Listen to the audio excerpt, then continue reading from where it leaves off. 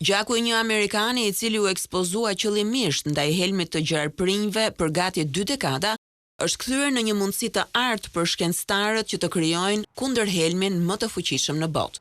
Antitrupat e gjetur në gjakun e Tim Fried dëshmojnë një nivel jashtëzakonisht të lartë mbrojtjeje ndaj dozave fatale të helmit nga një gamë gjërë speciesh në të gjitha analizat e kryera. Terapitë ekzistuese funksionojnë mbi personat e kafshuar vetëm nëse ato përputhen me specien specifike të gjarprit helmues që e ka sulmuar. Por tani misioni 18 vjeçari Fried konsiderohet një hap i paprecedent drejt gjetjes së një kundërhelmi universal, i cili të veprojë ndaj kafshimit të çdo lloj gjarpri.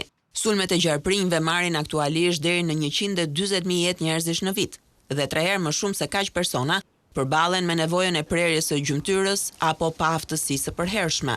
Fried ka duruar në total mbi 200 kafshime dhe 700 injeksione, të cilat i kishte përgatitur me helmin e disa prej gjarprinjve më vdekjeprurës në botë, duke përfshirë lloje të shumta mambas dhe kobrash. Ai ishte nisur fillimisht të krijonte imunitet për të mbrojtur veten, por kur 2 kafshime të një pas njësh me kobrash e çuan në koma, gjeti motivimin të zhvillonte terapi më të mira edhe për të gjithë të tjerët.